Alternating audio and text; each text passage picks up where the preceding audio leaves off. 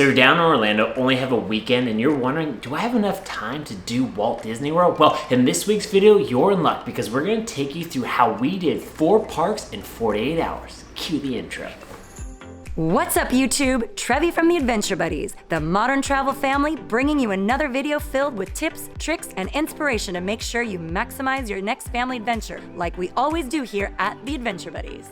So before we get started, a couple disclaimers here. One thing that we feel you need to have in order to accomplish this is the Genie Plus service. If you don't know what Genie Plus is, click the link above here. We go in full detail. And it's also should be mentioned that you must have a park hopper pass to go from one park to the other. We also recommend that if you can, try staying at a Disney resort for all the benefits that we have linked here in this video, because that's going to help you maximize your trip in those 48 hours. So day one, the first half of your day, you're going to want to spend at Animal Kingdom. Why? We feel that this day as is about half a day park anyways. However, we want to make sure that you see the animals before they go into hiding during the hot peaks of the day. So we suggest you start off with Animal Kingdom. You're going to want to check out the Flight of Passage, the Avatar ride, Expedition Everest, as well as the Cali River Run, plus, as I mentioned earlier, the Safari. And so if you want more specific itinerary information on Animal Kingdom, click that red subscribe button down below, because upcoming, we're going to go into a detailed full day itinerary, step-by-step process on how we feel you can maximize your full day at Animal Kingdom.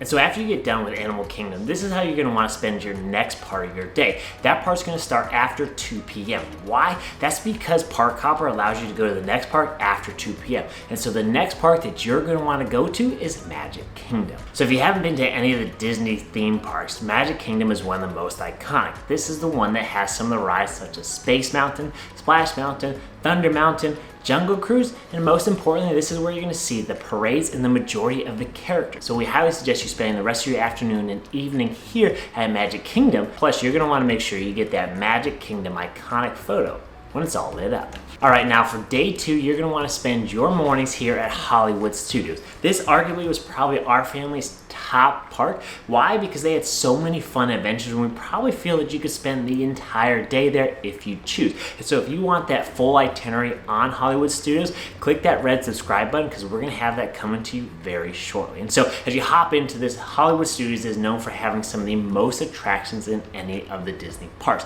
This is anything from the famous Slinky roller coaster, Rock and Roller Coaster, Tower of Terror, and most importantly, Star Wars World. And so this is a place where, again, you could spend the entire day, but we highly suggest and think you can get it all done before the 2 p.m. Park Hopper deadline. And then you guessed it, our last park, again, after 2 p.m., you're gonna wanna go to Epcot. Why? Because there are gonna be primarily 2 rides that you're gonna wanna make sure that you don't miss out on. That is Ratatouille and the brand new Guardians of the Galaxy ride, which is in, I'm not gonna spoil it for you, you're gonna have to check it out for yourself. But we also feel that this is a good spot for you to have dinner, because again, they have different world cuisines that you get to pick from. Plus, they have a very iconic fireworks show at the very end. And Epcot is actually one of the parks that stays open latest from all the other parks. So this is a way you get to fully maximize your Disney experience here by ending your day at Epcot. So there you guys have it, 4 parks in 48 hours. And I know that's not for everyone, but here at the Adventure Buddies, we like to jam pack and cram as much adventure as we can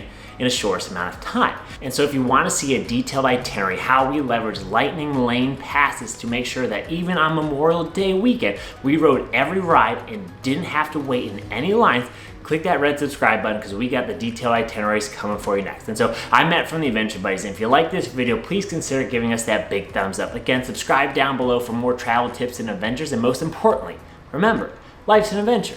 Who are you going on it with?